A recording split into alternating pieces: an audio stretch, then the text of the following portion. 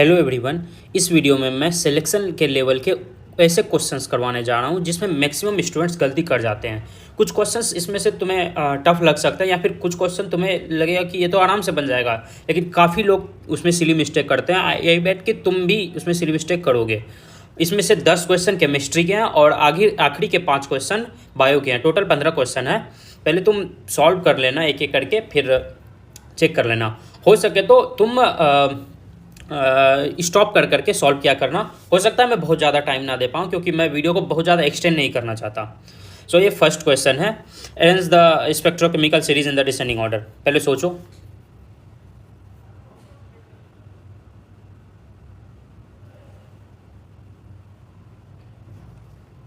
चलो अब मैं बताता हूँ। इसका जो है बी ऑप्शन सही है। देखो CO CN EN इस तरह करके स्पेक्ट्रोकेमिकल का जो पूरा सीरीज़ है उसको तुम याद कर लो, कौन कहाँ आता है। एटलीस्ट लास्ट वाला तो अच्छे से देख लेना। होता है कभी कभी कि उल्टा पुल्टा करके वहाँ पे गलत करवाने का अक्सर कोशिश किया जाता है। तो इस क्वेश्चन का मेरा मोटिव यही था डालने का कि तुम स्पेक्ट्रोकेमिकल सीरीज़ को अच्छे से याद कर लो। अगर नहीं भी अभी तक है तो अभी तुम जाके अपने वॉल पे कहीं लिख दो, जिसको बार बार तुम जहाँ से रिवाइज कर सको। इस बात का ध्यान रखना। CO सबसे ज़्यादा होता है, इस बात का याद रखना। इसके कारण ये दोनों तो गलत ही हो गया, और F- इतना जल्दी नहीं, बाद में आता है। तो CODT है C2O4 F-। सेकेंड क्वेश्चन है, यहाँ पे x फाइंड करना। x है क्या?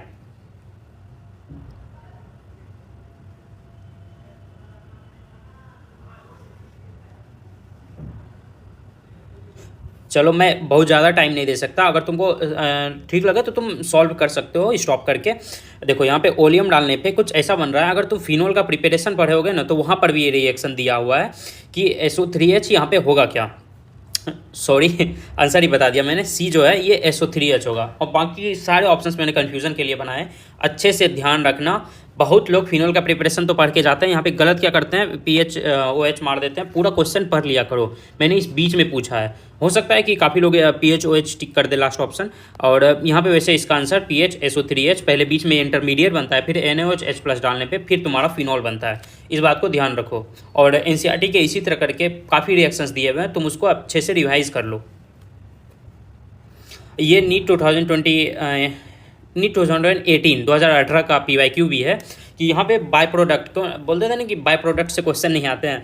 ये एक अच्छा एग्जांपल है कि बाय प्रोडक्ट को भी ध्यान में रखना चाहिए। यहाँ पे x फाइंड करो तुम, होगा क्या।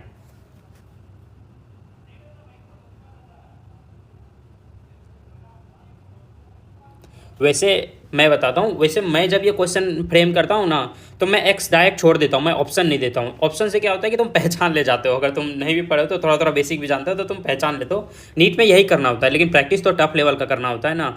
तो हो सकता है तुम नहीं पहचान ले पाते, डायरेक्ट x करते। तो वैसे x यहाँ पे एसीटोन है, ये सही आंसर है तुम्हारा, यही एसीटोन है।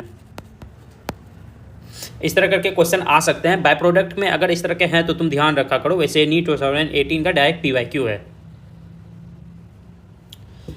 Which is only water soluble vitamin present in the body. B3 है, B12 है, C है, B9 है। पहले ये याद रखो कि वाटर सोल्यूबल होते कौन है। वाटर सोल्यूबल होते हैं तुम्हारे BC, WBC याद रखो। जो है ना वाटर सोल्यूबल, W से वाटर और BC, ये जो है तुम्हारे वाटर सोल्यूबल विटामिन है। लेकिन स्टोर कौन सा होता है बॉडी में?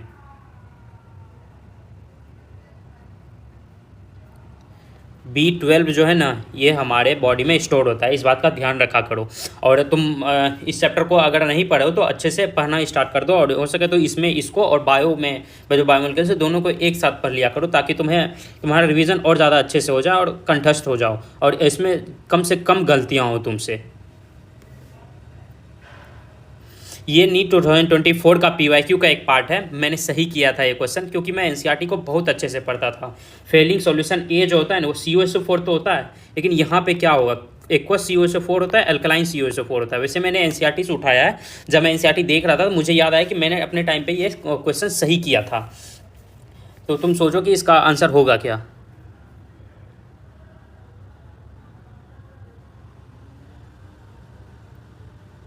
इसे बोलते हैं ध्यान रखा करो, गलती नहीं होनी चाहिए। एक्वस COSO4 है वहाँ पे।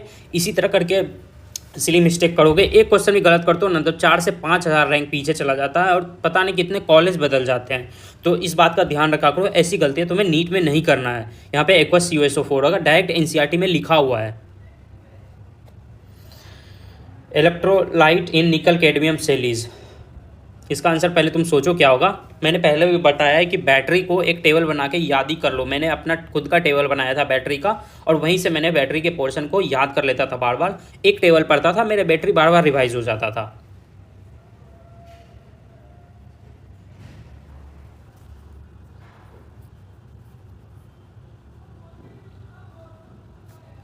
चलो अब मैं बताता हूँ। ये डाइल्यूट अल्कलाइन KOH, ये जो है इलेक्ट्रोलाइट होता है निकल कैडमियम सेल में। 38% H2SO4 ये नहीं है, ये तुम्हारा लीड एसिड का इलेक्ट्रोलाइट है। KOH ZNO पेस्ट, मेरे हिसाब से ये मरकरी सेल का इलेक्ट्रोलाइट है। NH4Cl एंड ZnCl2 ये लेक्लांके सेल का इलेक्ट्रोलाइट है। सबका इलेक्ट्रोलाइट कौन एनोड है कौन कैथोड है ये सब तुम्हें याद होने चाहिए। अच्छे से एक टेबल बना लो या फिर एक जगह लिख लो अपना बैटरी का पोर्शन, उसको याद कर लो। एक या दो क्वेश्चन आते ही हैं, और मैक्सिमम मैच द फॉलोइंग आने के तो चांस होते ही हैं इससे। ये 7th क्वेश्चन है। Benzene COHCl anhydride AlCl3 CuCl से बेंजल्डिहाइड बना, ये कौन सा रिएक्शन है? तुम्हें पहचानना ये कौन सा रिएक्शन है।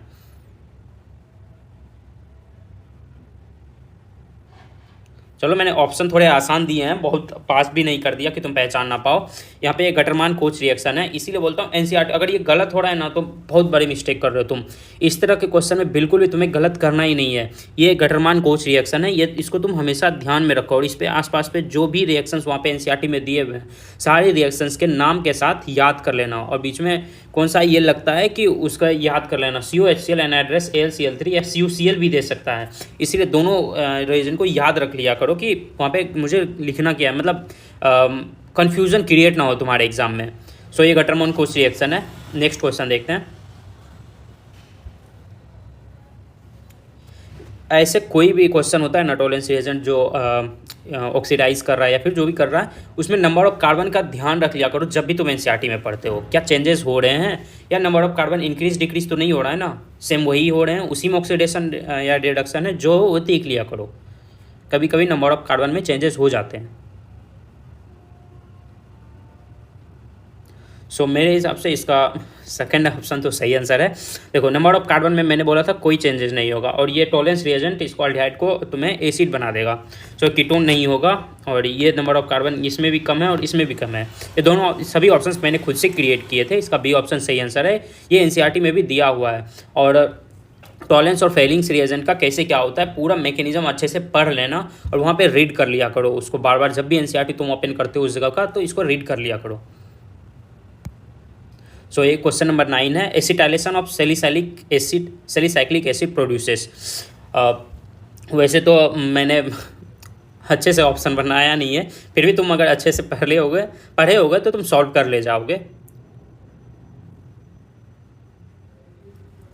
अगर मैं यहाँ पे कंफ्यूज करना चाहता तो यहाँ पे ऑप्शन में एक और, वैसे बी एस्प्रिन इसका आंसर है। मैं कंफ्यूज करना चाहता तो यहाँ पे लिख देता कि एसिटाइल सैलिसाइक्लिक एसिड।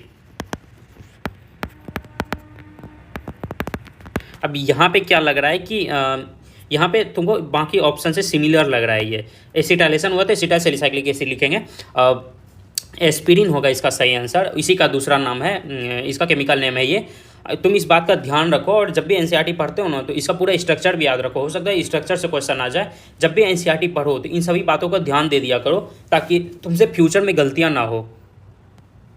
सो ये 10 नंबर क्वेश्चन है। ये बहुत अच्छा क्वेश्चन है। मैंने NCERT से उठाया है इसको, और एज इट इज़ ऑप्शन भी उठाया, इसीलिए डी ऑप्शन में नहीं लिख पाया, डी लिख दिया। तीनों ऑप्शन वैसे NCERT में दिया हुआ था, ये भी दिया हुआ है, ये भी दिया हुआ है, और ये भी ऑप्शन NCERT में दिया हुआ है। मोस्ट स्टेबल स्ट्रक्चर कौन सा है पहले तुम बताओ, फिर मैं बताता हूँ।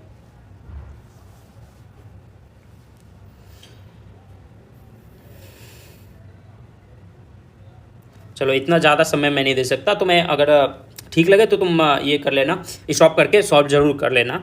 इसका ए ऑप्शन सही आंसर है। ये तीनों चीज़ जो है ना तुम्हारे NCERT में दिया हुआ है। मैंने खुद केमिकल बॉन्डिंग से उठाया था, वहाँ पे तीनों ऑप्शन दिया हुआ है, और यही क्यों स्टेबल है ये बताया हुआ है कि यहाँ लोन पेयर और बॉन्ड पेयर में सबसे ज़्यादा गैप है, सबसे ज़्यादा दूरी है, इसीलिए ये ज़्यादा सबसे मोस्ट स्टेबल कॉन्फ़िगरेशन है CLF3 का।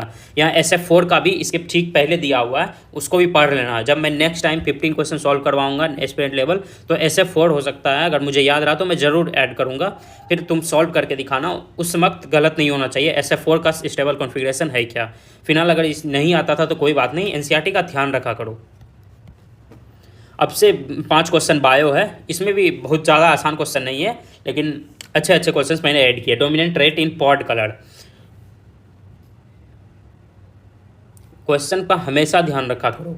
तुम अगर येलो मार के आगे बढ़ जाओगे तो प्रॉब्लम हो जाएगी। हमेशा आदत रहती है हमें सीड कलर देखने की, सीड में येलो होता है, लेकिन पॉड कलर में तुम अगर देखोगे एनसीईआरटी में तो यहाँ पे ग्रीन कलर है तुम्हारा डोमिनेंट रेड, तो येलो नहीं होगा, और वाइट रेड तो बिल्कुल भी नहीं। येलो जो है तुम्हारा सीड कलर में वो है डोमिनेंट रेड। अगर पॉड कलर की बात करें तो वहाँ पे ग्रीन कलर है तुम्हारा डोमिनेंट रेड। ऐसी गलतियाँ फ्यूचर में कभी मत करना, ध्यान रखा करो ऐसी गलतियों का। तुम ये बताओ ये ट्रू है या फॉल्स है। इनकम्प्लीट डोमिनेंस होता है जो डॉग फ्लावर में, उसका F2 जनरेशन में फिनोटिपिक और जीनोटिपिक रेशियो सेम होता है या नहीं होता है, ट्रू है या फॉल्स है। यहाँ पे सेम लिखा हुआ है।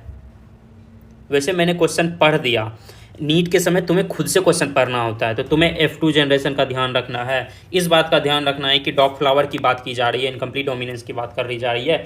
सबसे ज़्यादा जो ध्यान रखना है वो F2 जनरेशन का ध्यान रखना है। यहाँ पे लोग पढ़ते टाइम मैक्सिमम लोग मिस कर देते हैं। हाँ, तो ये ऑप्शन सही है ये। और यहाँ पे बोथ फिनोटाइपिक और जीनोटाइपिक रेशियो अगर F2 जनरेशन में तुम इनकम्प्लीट डोमिनेंस में चेक करोगे तो 1:2:1 होता है, दोनों यही होता है। अगर तुम्हारा सही है तो बहुत अच्छी बात है। वैसे ऐसे क्वेश्चन गलती बिल्कुल मत किया करो। अगर बायो में गलती करते हो ना तो बहुत रैंक जल्दी पीछे जाती है। अब उल्टा चलता है, बायो का पहले प्रायोरिटी दी जाती है। ये 13 नंबर क्वेश्चन है। Mendel published his work book on inheritance in character, ये किस ईयर में मेंडल ने किया था ये तुम्हें बताना है।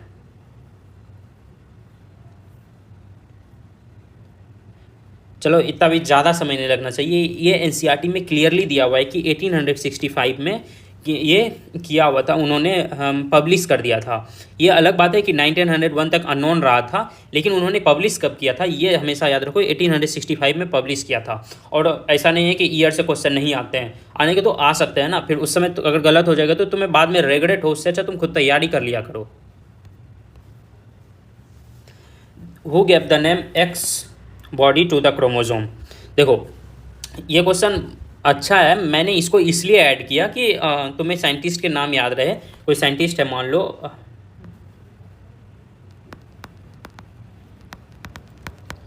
मैंने ऑप्शन इसीलिए नहीं दिया क्योंकि तुम गेस कर ले जाओगे, इसीलिए मैंने ऑप्शन ऐड नहीं किया इसका। तुम्हें खुद से बताना इसका आंसर होगा क्या। ये तो आसान है, लेकिन इसके नेक्स्ट क्वेश्चन जो है वहाँ पे कुछ लोग गलती कर जाते हैं। चलो हैंकिंग इसका सही आंसर है। वैसे मैं बता दूं कि इस तरह करके अगर साइंटिस्ट के कहीं भी नाम दिए हुए हैं तो उसका ध्यान रखा करो, क्योंकि एक बार 2018 में या फिर किसी नीट में आ गया था कि पनेट स्क्वायर किसने दिया था, वो ब्रिटिश साइंटिस्ट नहीं, ये पूछ दिया था कि वो कौन से देश का साइंटिस्ट है, तो आरसी पनेट जो है वो ब्रिटिश साइंटिस्ट है। ये क्वेश्चन में आ गया था, इसीलिए साइंटिस्ट से मैंने क्वेश्चन ऐड किया है। इस law of limiting factor was given by, ये किसने दिया था, और तुम्हें ये भी पता होना चाहिए किस ईयर में दिया था। मैंने इसीलिए ऑप्शन के लिए मत बोलना, मैंने इसलिए ऐड नहीं किया क्योंकि इसमें तुम गेस कर ले जाओगे, तुरंत तुम्हें पता चल जाएगा। और नीट में गेस कर ले जाना अलग बात है ये, लेकिन यहाँ पे टफ लेवल का प्रैक्टिस करना बहुत ज़रूरी होता है।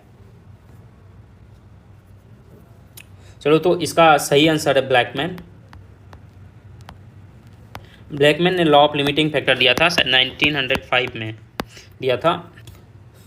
सो किसी स्टूडेंट ने मुझसे बोला था कि भैया लॉन्ग वीडियो बनाया कीजिए क्वेश्चन पे, तो मैंने सोचा कि अगर मैं बना ही रहा हूँ तो मैं पीवाईक्यू या कोई और क्वेश्चन उठाने से अच्छा, पीवाईक्यू तो मैं डेली 100 डे चैलेंज के अकॉर्डिंग डेली 2 क्वेश्चन डाल ही रहा हूँ, तो मैं सोचा कि अगर मैं खुद से फ्रेम कर दूँ क्वेश्चन को, अगर मैं जानता हूँ मैं किस लेवल पे हूँ, मेरे कॉलेज के स्टूडेंट्स किस लेवल पे थे जब वो नीट सॉल्व किया करते थे, मुझे मेंटेलिटी से पता चलता है अगर किसी से मैं मिलता हूँ तो। मैंने सेम क्वेश्चन जो मेरे मेंटेलिटी का लेवल का है वो मैंने ऐड किया था कि जो अगर तुम अच्छे से इन सबको सॉल्व करते हो तो तुम मैक्सिमम सिलेक्शन की ओर चले जाते हो, अगर अच्छे से रिवीजन करते हो यहाँ से जाने के बाद। आप टिल देन रिवाइज करते रहो, और अगर तुम सच में सीरियस हो तो मेरे 100 डे चैलेंज को ज़रूर फॉलो करना, उसमें मैं डेली 2 क्वेश्चन डालता हूँ, वो बहुत इंपॉर्टेंट है तुम्हारे लिए। और मिलते हैं फिर कभी नेक्स्ट वीडियो में। Till then thank you.